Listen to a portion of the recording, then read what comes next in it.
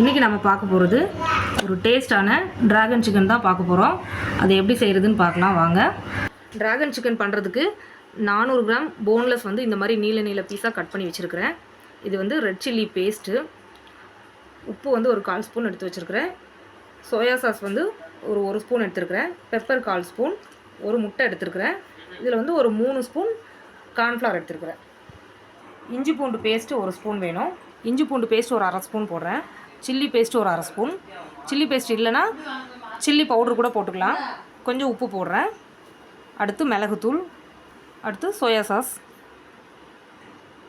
இப்போ முட்டை போடுறேன். அடுத்து கார்ன்ஃப்ளவர் போடுறேன்.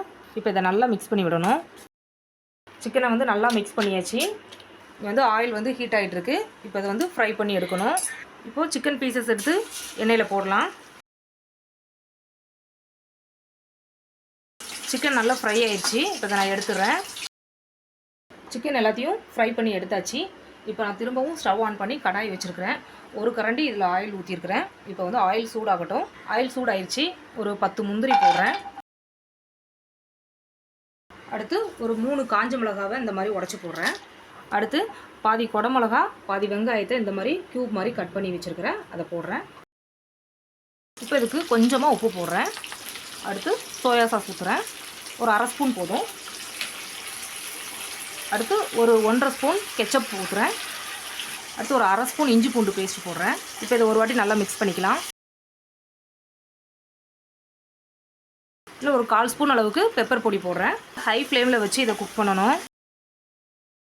அடுத்து ஒரு 3/4 ஸ்பூன் அளவுக்கு சில்லி பேஸ்ட்டு போடுறேன். இப்போ இதையும் நல்லா மிக்ஸ் பண்ணிக்கலாம். இப்போ இதில் ஒரு 1/4 டம்ளர் தண்ணி ஊற்றுறேன். தண்ணி ஊற்றுனதுக்கப்புறமா இந்த மாதிரி லைட்டாக கொதிக்குதில்ல, இந்த ஸ்டேஜில் நம்ம ஃப்ரை பண்ணி வச்சுருக்கிற சிக்கனை போட்டுடலாம்.